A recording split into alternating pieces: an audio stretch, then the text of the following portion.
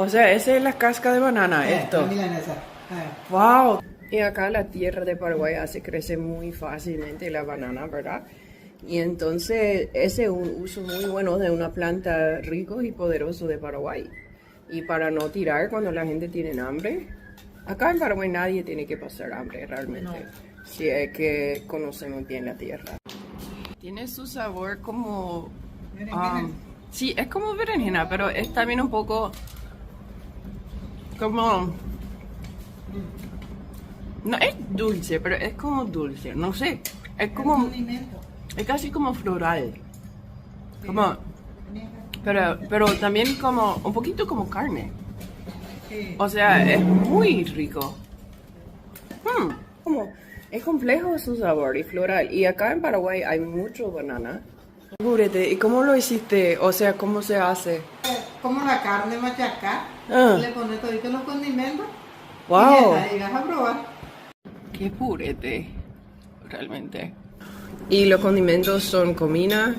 Ajo, la pimienta negra, sal, limón. Y eso nomás. ¿Y vos pasas la cáscara de la banana adentro primero del huevo y después la harina? ¿O ya eso es todo mezclado? No, aparte se prepara los condimentos. Vos pones condimento tu cáscara de banana. Como la carne pones. La milanesa. Sí, pero viste que no sé hacer milanesa, por eso te estoy preguntando. Vos tenés que preparar tu condimento con limón.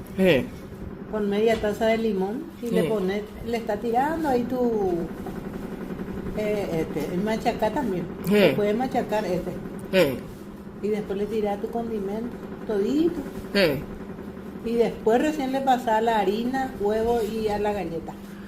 ¿Y la harina primero? No, ¿cómo?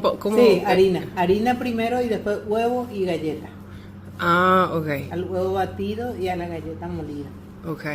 Y después se frita nomás. Y dale like a este video y suscríbete para que juntos podamos seguir aprendiendo de las sabidurías guaraní y el poder paraguayo. Nos vemos el próximo. Chayo Tupa Bebé.